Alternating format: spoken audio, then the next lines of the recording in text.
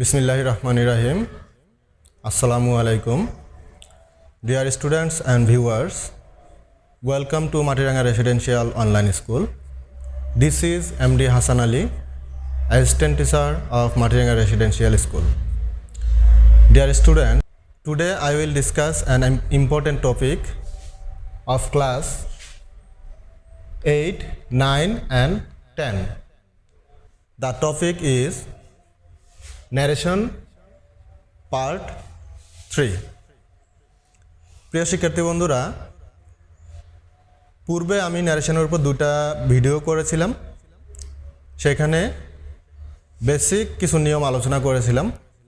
আজকে আমরা শিখব বিভিন্ন অর্থ অনুসারে যে সেন্টেন্স আছে, 5 প্রকারের সেন্টেন্স, যেমন assertive sentence, interrogative sentence, imperative sentence, optative sentence, exclamatory sentence. এই অর্থ অনুসারে 5 প্রকার সেন্টেন্সের মধ্যে আজকে আমরা অ্যাসার্টিভ সেন্টেন্স এবং ইন্টারোগেটিভ সেন্টেন্সকে কিভাবে ডাইরেক্ট থেকে ইনডাইরেক্ট ন্যারেশনে পরিণত করতে হয় সেগুলো সেই নিয়মগুলো শিখব। তোমরা আশা করি সবাই মনোযোগ সহকারে আমার ভিডিওটি দেখবে এবং উপভোগ করবে। তো চলো শুরু করি। প্রিয় শিক্ষার্থীরা, অ্যাসার্টিভ সেন্টেন্সকে ডাইরেক্ট থেকে ইনডাইরেক্ট করার নিয়মগুলো আমি বোর্ডে লিখেছি। আমরা জানি যে অ্যাসার্টিভ সেন্টেন্স দুই ধরনের, একটা হচ্ছে অ্যাফার্মেটিভ, একটা হচ্ছে নেগেটিভ সেন্টেন্স। তো অ্যাসার্টিভ সেন্টেন্সের বাংলা অর্থ হচ্ছে বিবৃতিমূলক বাক্য, অর্থাৎ যে সকল বাক্য দ্বারা বিবৃতি প্রকাশ করা হয় তাদেরকে বলা হয় অ্যাসার্টিভ সেন্টেন্স। আমরা যে ভাব প্রকাশ করি সেখানে বেশিরভাগ সেন্টেন্সই অ্যাসার্টিভ সেন্টেন্স থাকে। তো এই অ্যাসার্টিভ সেন্টেন্সকে ডাইরেক্ট থেকে ইনডাইরেক্ট করার সময় নিচের নিয়মটি অনুসরণ করতে হবে। অর্থাৎ এখানে যে 6টি নিয়ম আমি লিখে রেখেছি, এই 6টি নিয়ম অনুসরণ করে আমাদেরকে যে কোনো অ্যাসার্টিভ সেন্টেন্সকে ডাইরেক্ট থেকে ইনডাইরেক্ট করতে হবে। 1 নম্বর নিয়মটা হচ্ছে প্রথমে সেন্টেন্সটি চিহ্নিত করতে হবে। প্রশ্নে যে সেন্টেন্সটা দেওয়া থাকবে আমাদেরকে অবশ্যই সেন্টেন্সটা চিহ্নিত করতে হবে, সেটা কোন সেন্টেন্সে আছে, কোন ধরনের সেন্টেন্স, অ্যাসার্টিভ সেন্টেন্স নাকি ইন্টারোগেটিভ সেন্টেন্স, যে আরও 3 ধরনের সেন্টেন্স আছে যেমন এক্সক্লেমেটরি সেন্টেন্স, সেগুলো চিহ্নিত করতে হবে। 2 নম্বর হচ্ছে রিপোর্টিং ভার্ব যদি সেইড থাকে তাহলে ইনডাইরেক্ট করার সময় সেইড অপরিবর্তিত থাকবে। প্রিয় শিক্ষার্থী বন্ধুরা, পূর্বের ক্লাসে আমি যখন ডাইরেক্ট স্পিচ নিয়ে আলোচনা করেছিলাম সেখানে বলেছিলাম যে ডাইরেক্ট স্পিচ দুই ধরনের, ডাইরেক্ট স্পিচের 2টি অংশ থাকে। একটা হচ্ছে রিপোর্টিং স্পিচ আর একটা হচ্ছে রিপোর্টেড স্পিচ। তো রিপোর্টিং স্পিচ হচ্ছে ইনভার্টেড কমার বাহিরের অংশটা, যেটা কমা দ্বারা ইনভার্টেড কমা থেকে কমার সেন্টেন্স থেকে পৃথক করা হয়, এবং রিপোর্টেড স্পিচ হচ্ছে ইনভার্টেড কমার মধ্যে বা ভিতরে যে সেন্টেন্সটা থাকবে সেটা হচ্ছে রিপোর্টেড স্পিচ। তো রিপোর্টিং ভার্ব যদি সেইড থাকে তাকে ইনডাইরেক্ট করার সময় সেইড অপরিবর্তিত থাকবে, অর্থাৎ তার কোনো পরিবর্তন হবে না। 3 নম্বর হচ্ছে রিপোর্টিং ভার্বটি যদি সেইড টু থাকে, অর্থাৎ সেইড টু থাকলে তারপরে অবশ্যই অবজেক্ট থাকবে, তাহলে ইনডাইরেক্ট করার সময় সেইড টু এর পরিবর্তে টোল্ড হবে। 4 নম্বর হচ্ছে রিপোর্টিং ভার্ব যদি সে বা সেইস থাকে তবে ইনডাইরেক্ট করার সময় সে বা সেইস পরিবর্তন হবে না। এখানে তো একটা খেয়াল রাখতে হবে আমাদের, রিপোর্টিং ভার্ব যদি সে বা সেইস থাকে সেক্ষেত্রে আমাদের টেন্সেরও পরিবর্তন করতে, রিপোর্টেড স্পিচের যে টেন্স থাকবে সেই টেন্সেরও পরিবর্তন হবে না। কিন্তু রিপোর্টিং ভার্ব যদি সেইড থাকে সেক্ষেত্রে আমাদের রিপোর্টেড স্পিচের টেন্সও পরিবর্তন করতে হবে। রিপোর্টিং ভার্ব যদি 5 নম্বর নিয়মটা দেখি আমরা, রিপোর্টিং ভার্ব যদি সে টু অথবা সেইস টু থাকে তবে ইনডাইরেক্ট করার সময় সে টু বা সেইস টু এর পরিবর্তে টেল বা টেলস হবে। 6 নম্বর যে নিয়মটি সেটি হলো ইনভার্টেড কমা। এখানে আমি ইনভার্টেড কমাটা লিখে রেখেছি, অর্থাৎ একটা সেন্টেন্সের 2 প্রান্তে 2টি করে কমা থাকে, এটাকে বলা হয় ইনভার্টেড কমা। এই ইনভার্টেড কমা তুলে দিয়ে কনজাংশন হিসেবে দ্যাট বসাতে হবে। প্রিয় শিক্ষার্থীরা, তোমরা যদি এই 6টি নিয়ম যদি মনে রাখো এবং মুখস্থ করে রাখো তাহলে অ্যাসার্টিভ সেন্টেন্স যদি থাকে প্রশ্নে এবং সেটাকে যদি ডাইরেক্ট থেকে ইনডাইরেক্ট করতে বলা হয় তাহলে খুব সহজেই তোমরা ইনডাইরেক্ট ন্যারেশন বা স্পিচ করতে পারবে। তো আমি এখানে একটা সেন্টেন্স লিখে রেখেছি, direct speech. Karim said to me, I am very, আমি খুবই। তাহলে এখানে আমাদের নিয়মের মধ্যে দেখি, প্রথমে আমাদেরকে সেন্টেন্সটাকে চিহ্নিত করতে হবে। আই এম ভেরি, এটা একটা অ্যাসার্টিভ সেন্টেন্স। এখানে রিপোর্টিং ভার্ব আছে সেড টু। এখানে 3 নম্বর নিয়মটিতে বলা আছে রিপোর্টিং ভার্ব যদি সেড টু থাকে তাহলে ইনডাইরেক্ট যখন করব আমরা তখন এই সেড টু পরিবর্তন হয়ে টোল্ড বসাতে হবে। তাহলে সেড টু পরিবর্তন করে আমাদের টোল্ড বসাতে হবে। আমরা একটু ইনডাইরেক্ট করি।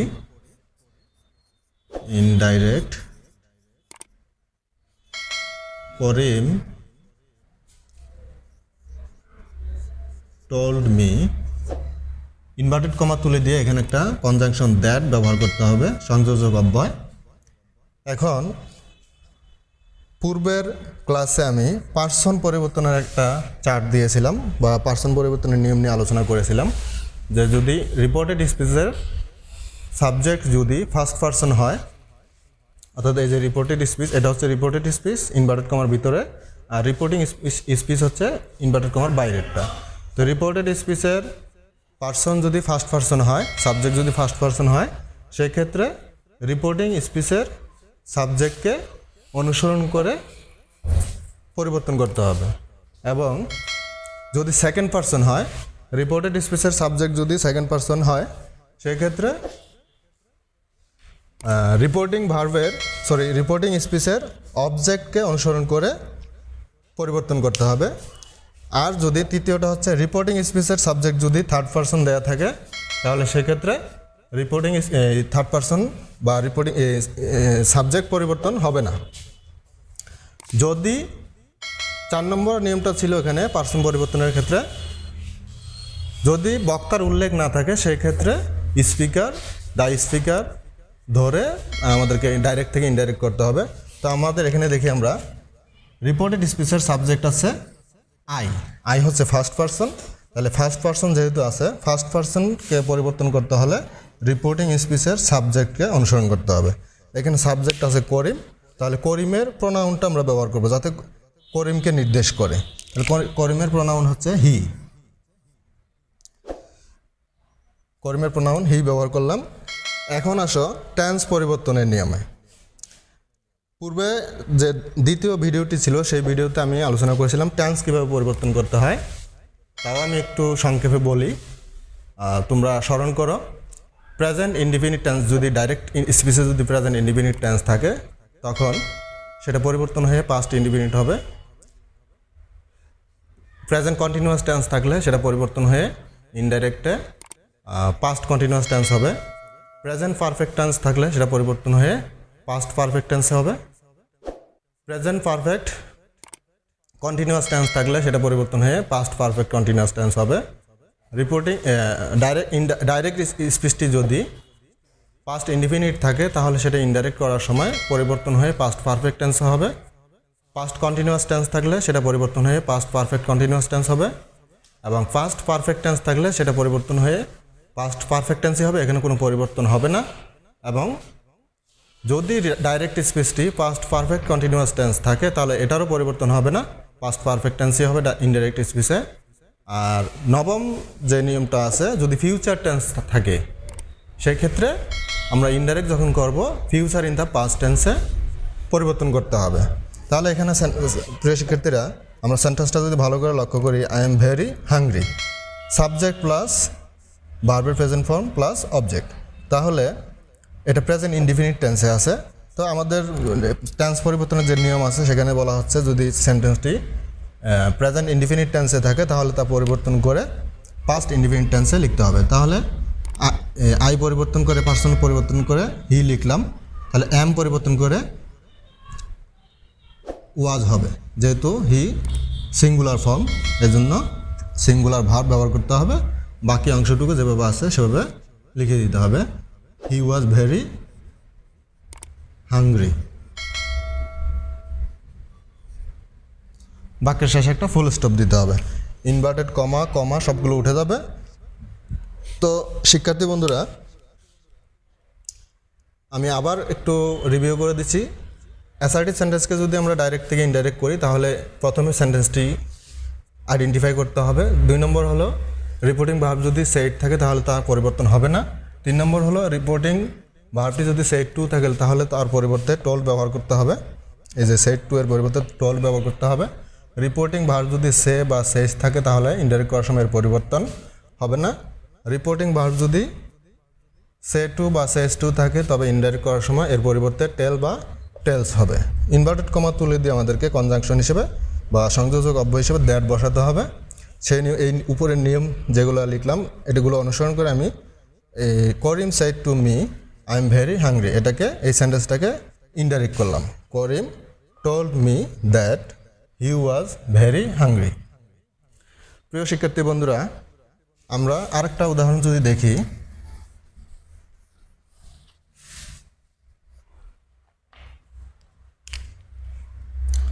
Direct he says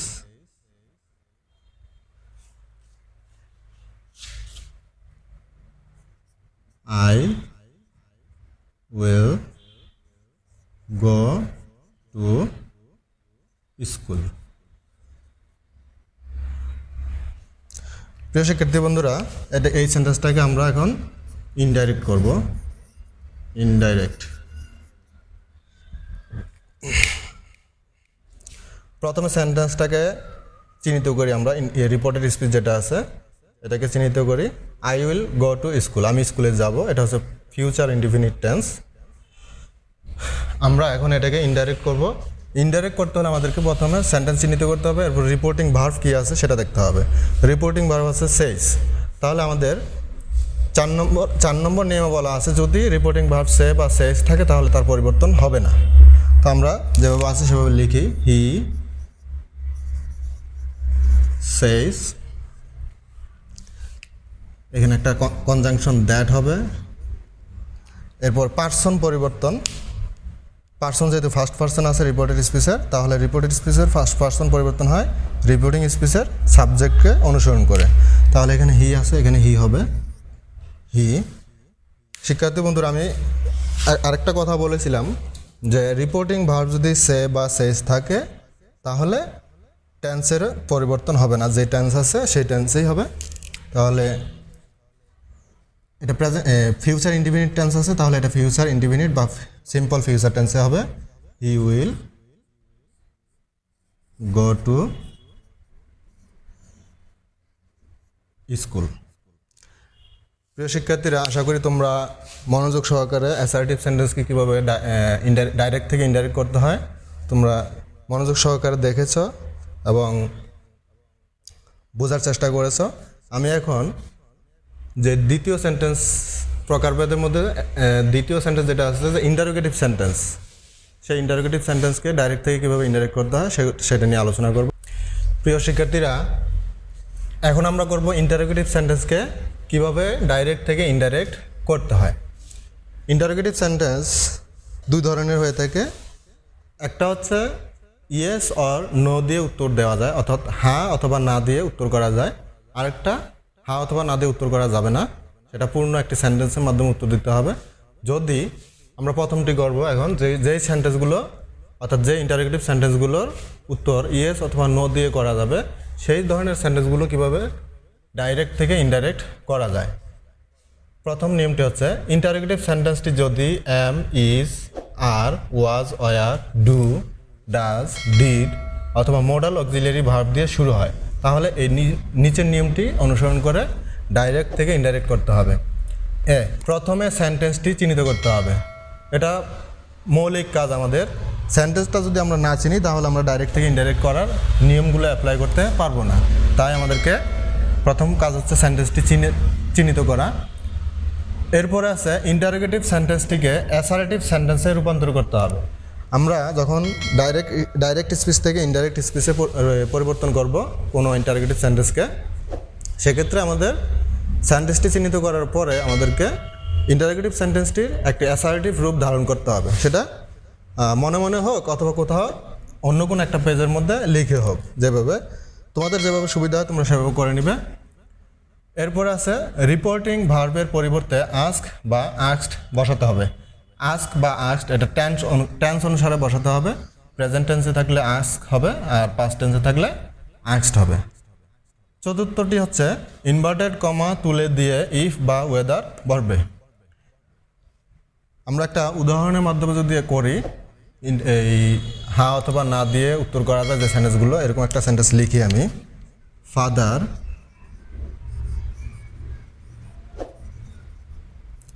said to me, এখানে একটা কমা, বাবার যে কথাটা থাকবে সেই কথাটা ইনভার্টেড কমার মধ্যে লিখতে হবে। Will you go to school, will you go to school, তুমি কি স্কুলে যাবে? Father said to me will you go to school. তো এই প্রশ্নটার উত্তর কিন্তু আমরা হ্যাঁ অথবা না দিয়ে দিতে পারি। জবাবটা হ্যাঁ অথবা না হয়, হ্যাঁ যাব, না যাব না, হ্যাঁ অথবা না। তাহলে যদি এই সেন্টেন্সটাকে যখন আমরা ডাইরেক্ট থেকে ইনডাইরেক্ট করব, বলা হচ্ছে রিপোর্টিং ভার্ব সেড টু এর পরিবর্তে আস্ক অথবা আস্কড হবে। আমাদের যেহেতু এখানে পাস্ট টেন্সে আছে তাহলে আমাদের লিখতে হবে asked. Father asked, object me লিখব, আস্কড মি। এরপরে বলা হচ্ছে ইনভার্টেড কমা তুলে দিয়ে কনজাংশন বা সংযোজক হিসেবে ইফ বা ওয়েদার বসাতে হবে। তাহলে আমরা যে কোনো একটা লিখলে হবে, ইফ অথবা ওয়েদার। আমরা ইফ লিখি, ইফ। এরপরে বলা হচ্ছে দ্বিতীয় নিয়মটি, ইন্টারোগেটিভ সেন্টেন্সটিকে অ্যাসার্টিভ সেন্টেন্সে রূপান্তর করতে হবে। তো আমরা এই সেন্টেন্সটাকে এখানে অ্যাসার্টিভ সেন্টেন্সে রূপান্তর করি। শুধু উইল মোডালটাকে সাবজেক্ট, এই নাউন অথবা সাবজেক্ট ইউ এর পরে দিয়ে দিলে অ্যাসার্টিভ সেন্টেন্স হয়ে যাবে। নিচে দিয়ে লিখি, you will go to school. এটা ইনডাইরেক্ট করার সুবিধার্থে আমি অ্যাসার্টিভ সেন্টেন্স করে রাখলাম, তোমাদেরও সুবিধা হবে। তাহলে এখানে রিপোর্টেড স্পিচের সাবজেক্ট হচ্ছে you, second person.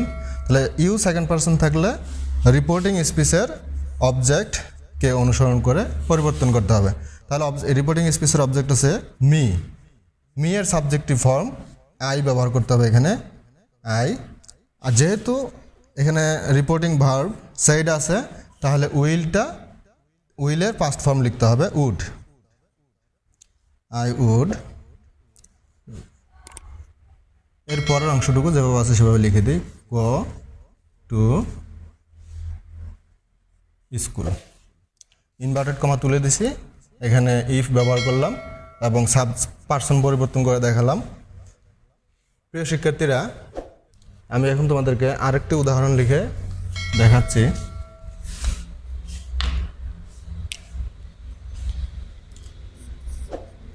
Direct, he said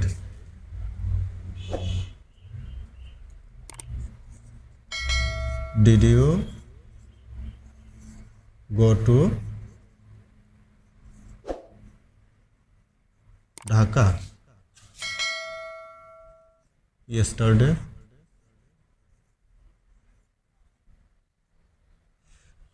He said, did you go to Dhaka yesterday? তুমি কি গতকাল ঢাকা গিয়েছো? তাহলে এটা ইন্টারোগেটিভ সেন্টেন্স, হ্যাঁ অথবা না দিয়ে জবাব দেওয়া যায়। তাহলে আমরা যখন ইনডাইরেক্ট করব, হি, রিপোর্টিং ভার্ব উঠে গিয়ে যেহেতু ফার্স্ট ফর্মে আছে তাহলে আমাদেরকে আস্কড ব্যবহার করতে হবে। হি আস্কড ইফ, হ্যাঁ অথবা না দিয়ে উত্তর দেওয়া গেলে বা জবাব দেওয়া গেলে কনজাংশন ইফ অথবা ওয়েদার বসাতে হবে। এরপরে আগের নিয়মটা অনুসরণ করতে হবে, বাক্যটিকে অ্যাসার্টিভ সেন্টেন্সে লিখে নিতে হবে।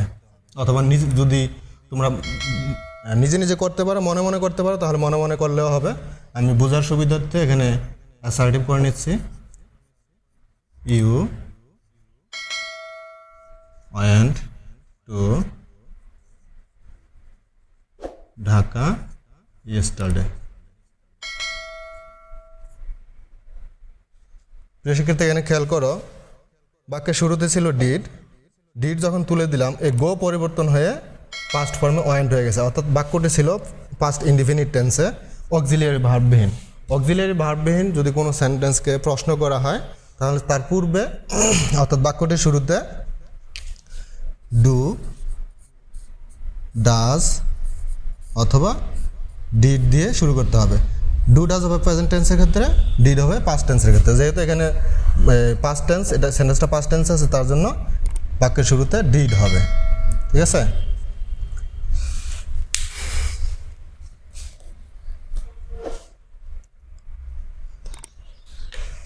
এটাকে যদি আমরা ইনডাইরেক্ট করি, এখানে রিপোর্টেড স্পেসের সাবজেক্ট হচ্ছে ইউ, সেকেন্ড পারসন, তাহলে আই। এখানে যেহেতু অবজেক্ট নাই, তারপরও ইউ মানে তুমি, অবজেক্ট মি ধরে আমরা ইনডাইরেক্ট করবো এটাকে।